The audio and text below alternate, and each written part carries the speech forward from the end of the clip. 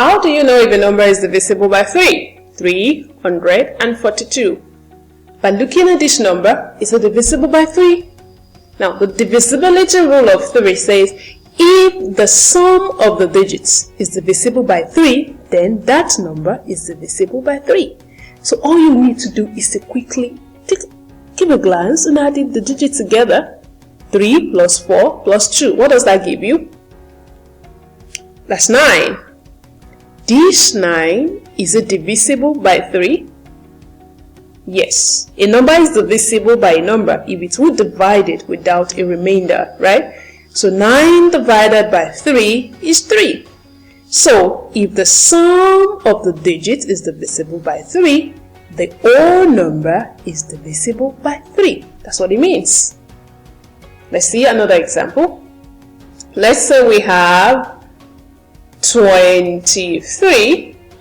This is tempting, right? Because this number ends with 3. Is it divisible by 3 just because it ends with 3? We would see now. Let's sum the digits. 2 plus 3 gives us 5. Our focus is on the sum. Is 5 divisible by 3? No, because 3 will not divide 5 without giving us a remainder. So this whole number is not divisible by 3. Okay, so if the sum of the digits is divisible by 3, the number is divisible by 3. How will that help you? For example, you want to simplify 341 divided by 603. A quick glance to know what factor can divide this. A quick glance would help you, right? So sum these digits plus and plus. This gives us 7, 8. Sum this digit. 6 plus 0 is 6 plus 3, 9.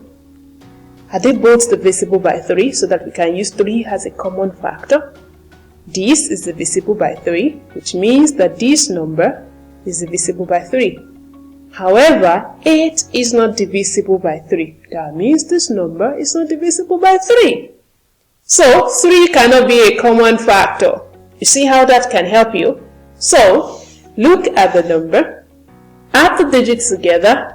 If the sum of the digits is divisible by 3, the number is divisible by 3. So, tell me, is 623 divisible by 3?